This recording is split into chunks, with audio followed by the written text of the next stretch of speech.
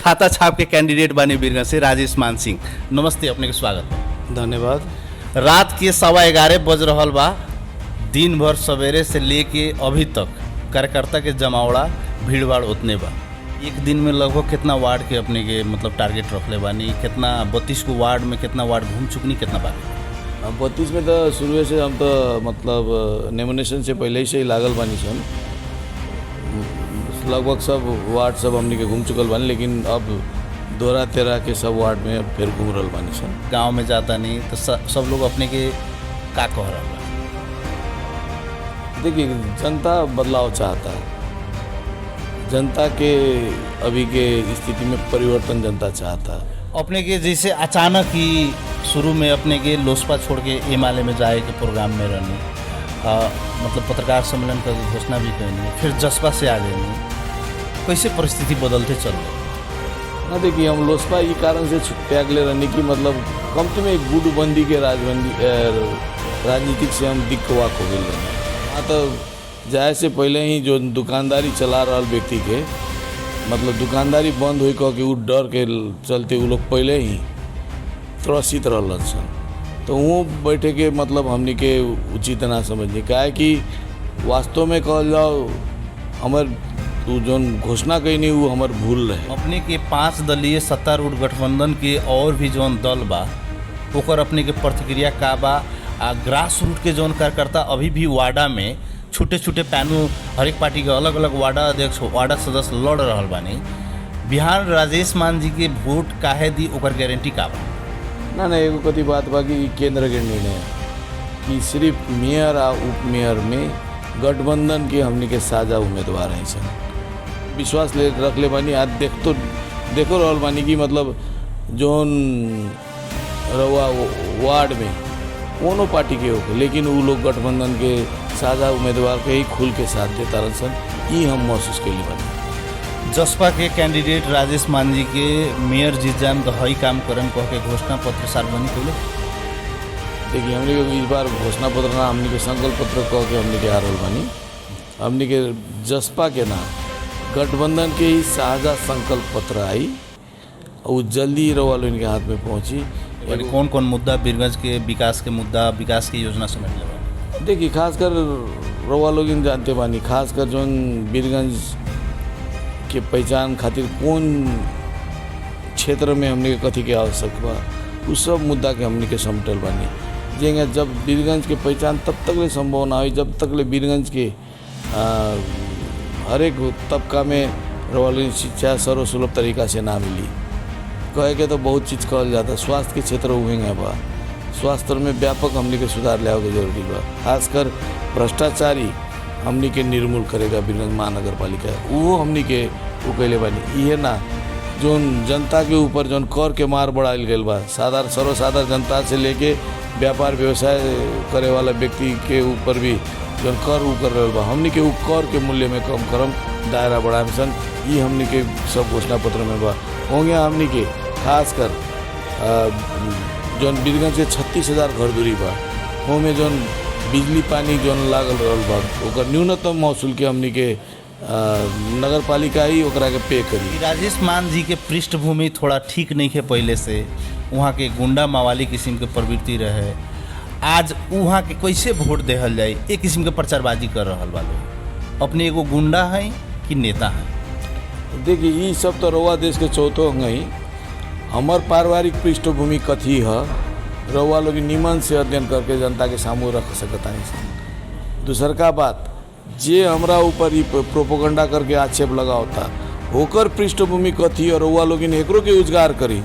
हम स्पष्ट रूप से रवा से जाने के चाहे राधेश्याम जी गुंडा के अर्थ कथी है। रवा लोग बीरगंज महानगर क्षेत्र में राजेश मान सिंह के कौन व्यापारी के यहाँ जाके चंदा लेल देख ले बानी, चंदा आतंक मचाइल देख ले बानी, कौन सरकारी कार्यालय में जाके हम चंदा के आतंक कैले बानी, कौन रवा लोग इनके केकर चेली बेटी के हम सड़क में चले की दिक्कत कैले बानी अथवा करवाइल बानी।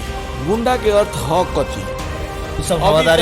अभी तक ले 50वां बसंत में हम आ चुकल बानी। अभी तक ले हम गुंडागर्दी करल रहती तो नेपाल प्रहरी में तो हमार कुछ रिकॉर्ड होइत नहीं। कोनो एगो रिकॉर्डो ले आके पेश कर दे, हम राजनीति से संन्यास लें।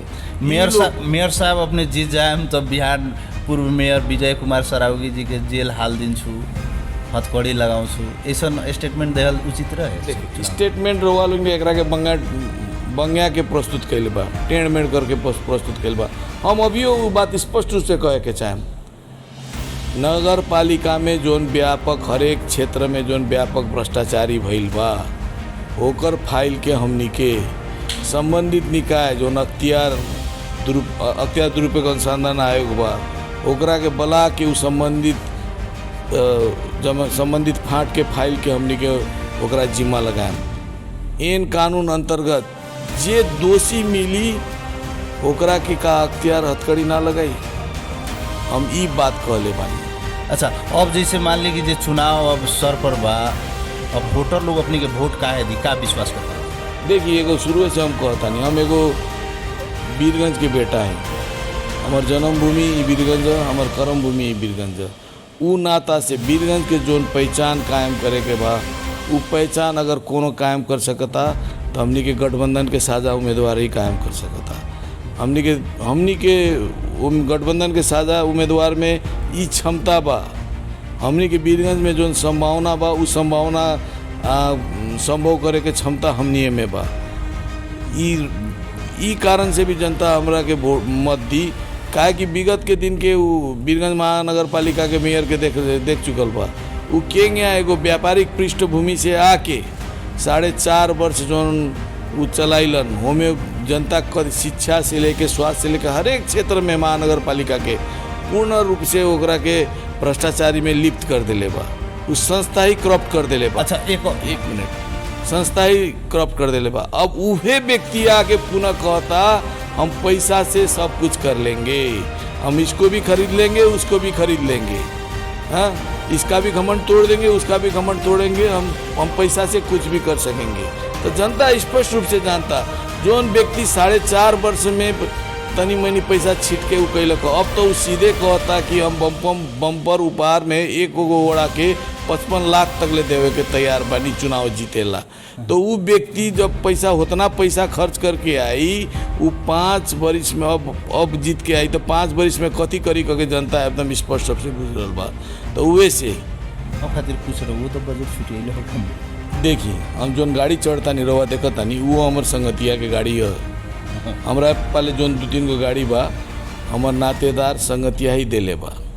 रवा लोग स्पष्ट रूप से देख सकता नहीं, जान सकता नहीं। हाँ, हमरा में इतना उ बा, हमार जोन साथी संगाती बा, वो लोग हमरा के सहयोग करता। रवा लोग देखी, हमार कार्यकर्ता के एगो नाश्तो तक लेके व्यवस्था हम ना करें तो पेट बांध के खट। मेयर के लड़े खातिर कितना पैसा जरूरी हो सकता? अब देखिए, वो तो मेयर के लड़े खातिर रवा जितना वो करी ना, अब जेंगे गिरीश जी कहलन, वो खाली हमनी के प्रोपोगंडा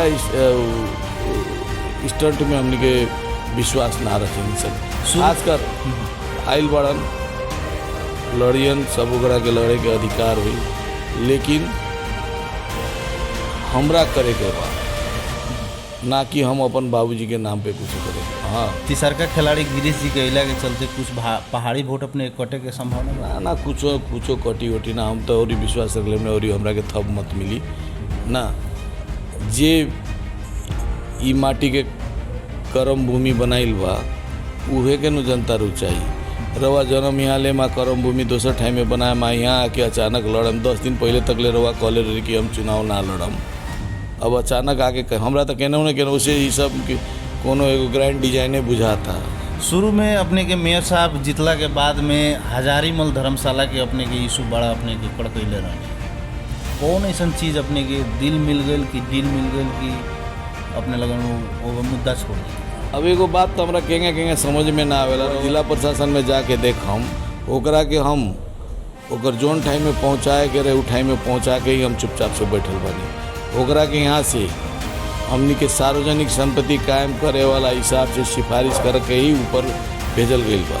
आ वो जहाँ तक ले हमरा के इससे पहले कि सीडीओ साहब रहन, स्पष्ट रूप से कहले रहन कि राजेश मान जी तपाईँलाई एउटा खुसीको खबर छ, हजारीमल धर्मशालालाई हामीले चाहिँ नि सार्वजनिक कायम गऱ्यौँ।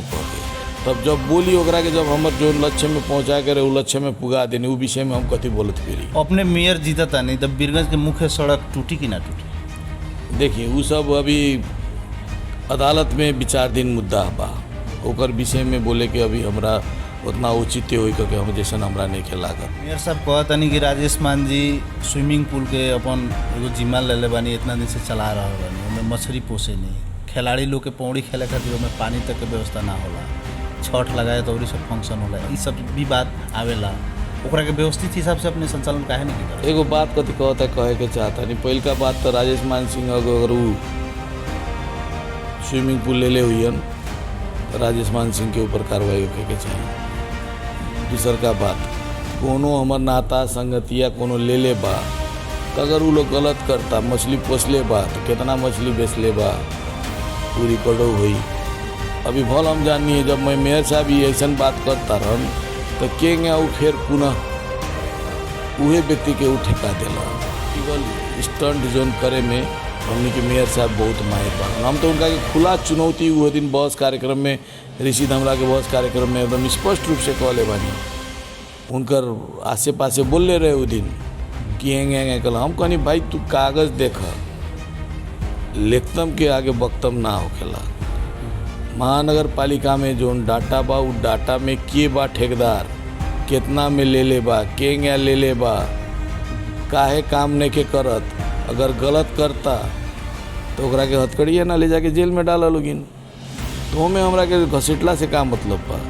अपने की यात्रा यही जब रुक जाए कि आगे और भी पार्टी चलती? एकदम एकदम यात्रा एकदम यही जंगल अपने के जीते खातिर कितना वोट से जीते के अपने के लक्ष्य रख लगा? देखिए बक्सा खुलाई तो अपने जनता कितना मत दिले बा अपने मालूम चली, इतने बात जानता नहीं।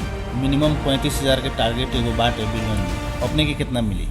अब देखिए वो कितना मिली कितना ना मिली तो रउआ बताएम काहे कि रउआ लोग सब चारू ओरी घूमत रहनी केंगे कौन वार्ड में कैसन बा रउआ लोग देखत रहनी, वो तो रउआ लोग के हमरा बताए के चाहिए कि राजेश मान जी रउआ इतना वोट से जीतता नहीं कहते, वो सब हमें उन्हें के हम एक बात जानता नहीं, हम अपन कर्म करल मानी, जनता ओकर फल हमरा के दी के ई आशा विश्वास के साथ हम बैठे।